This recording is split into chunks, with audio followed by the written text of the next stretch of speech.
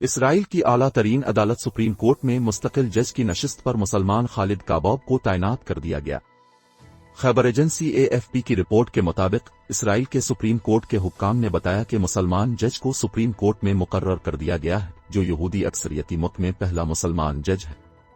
اسرائیل کے 20% سے زائد شہری عرب ہیں، جہاں 2003 کے بعد عرب جج کو اعلیٰ عدالت میں ذمہ داری دی گئی ہے، جبکہ اس سے قبل تعینات ہونے والے تمام عرب جج عیسائی مذہب سے تعلق رکھتے تھے۔ رپورٹ میں بتایا گیا کہ 63 سالہ خالد کاباب مستقل جج بننے والے پہلے مسلمان ہیں، جہاں عرب، عیسائی اور مسلمانوں کی جانب سے شکایت کی جاتی ہے کہ ان کے ساتھ منظم تفریق برتی جاتی ہے۔ خالد کاباب اس سے قبل تل ابیب میں جج کے فرائض انجام دے رہے تھے اور سپریم کورٹ میں تعینات ہونے والے 4 ججوں میں شامل ہیں، جنہیں سپریم کورٹ کے ججوں، وزیروں، قانون سازوں اور وکلاء پر مشتمل کمیٹی نے منتخب کیا۔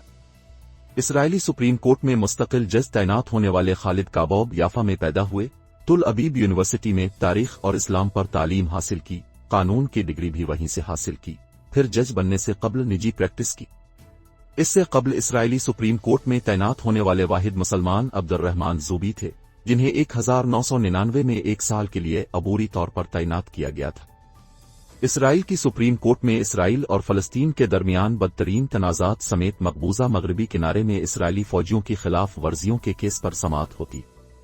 عدالت میں فلسطینی خاندان کے ان 7 افراد کا کیس پر زیر سماعت جو نچلی عدالتوں کے فیصلے کے خلاف دائر کیا گیا، جس میں فلسطینی شہریوں کو نشانہ بنایا گیا ہے۔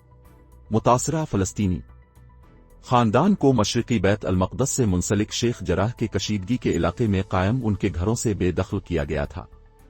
اسرائیل نے 2017 میں شرعی عدالتی نظام کے تحت تاریخ میں پہلی مرتبہ ایک مسلمان خاتون کو جج مقرر کر دیا تھا۔ شمالی قصبے تیمرا سے تعلق رکھنے والی ایک قانون دان ہانا خطیب کو 3 مردوں کے ساتھ جسٹس کمیٹی میں منتخب کیا گیا تھا اور انہیں اسرائیل میں مسلمانوں کے آئلی قوانین کے لیے عدالت کی قاضی، مذہبی امور مقرر کیا گیا تھا۔